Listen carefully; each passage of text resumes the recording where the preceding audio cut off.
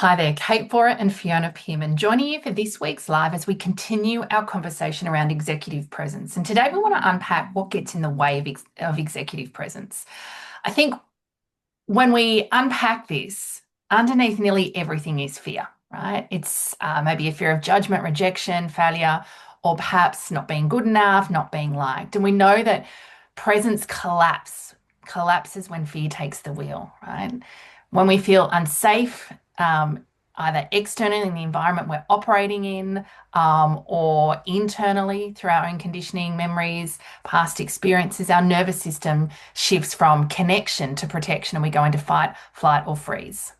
And when we're in this state, when our nervous system has been almost hijacked, our thinking brain is just gone. We can't access all the intelligence, all the great stuff we know, because we are literally in a state of trying to protect ourselves. Our body tends to tighten. We often notice shortness of breath, and we may be flushed.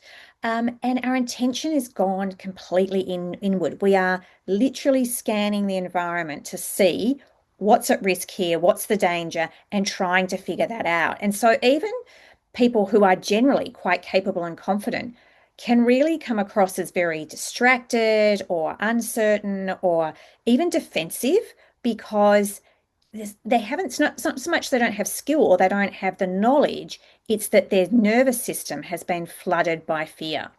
So we can think about this, I guess, from two perspectives. Firstly, the environment that we're operating in or the systemic environment that we're operating in.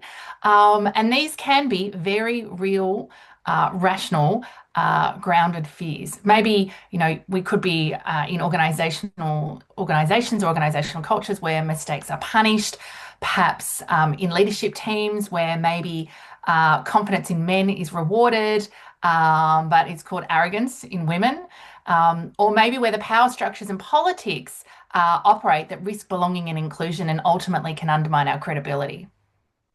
Yeah, I think what we notice is that in those environments where psychological safety is low and that bias, those double standards are real, presence requires real courage because the fear is actually justified. There are potentially some backlash, some pieces that are going to happen that are going to be difficult to navigate and uncomfortable. So we're going to have to step beyond our comfort zone to hold presence in that sort of environment.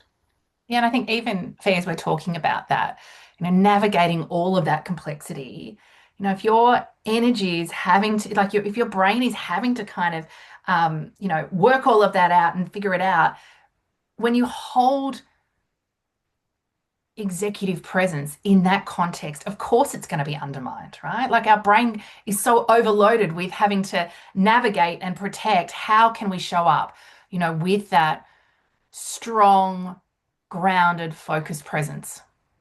Yeah, and I think the good piece here is to start to, as we're unpacking this and thinking about it, to start to distill what's going on for us and being able to acknowledge if there are real, concrete, actually tangible fears to deal with, then that's something we do need to address.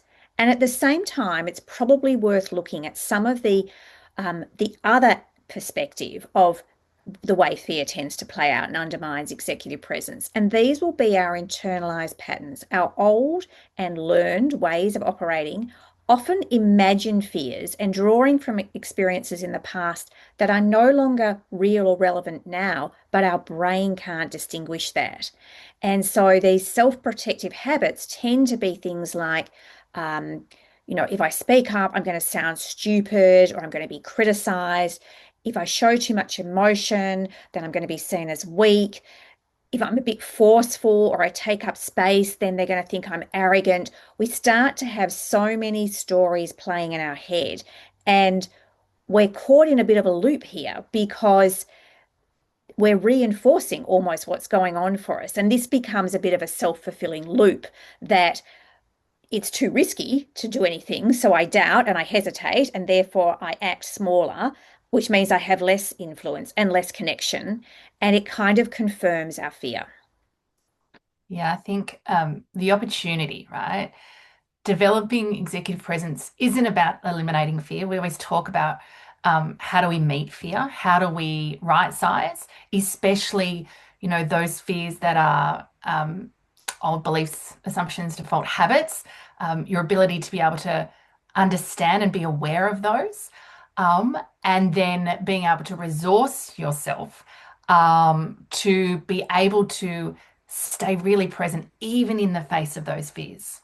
We're going to leave it there. If you've enjoyed today's confidence conversation and you know someone in your network who'd benefit on, please tag them and draw their attention to it. If you'd like to see more of these confidence conversations, head over to our YouTube channel. There is hundreds of videos on all sorts of topics, boundaries, being able to face into fear, as we've talked about. And we've also got lots of videos of our alumni talking about the impact of our Acts of Confidence program.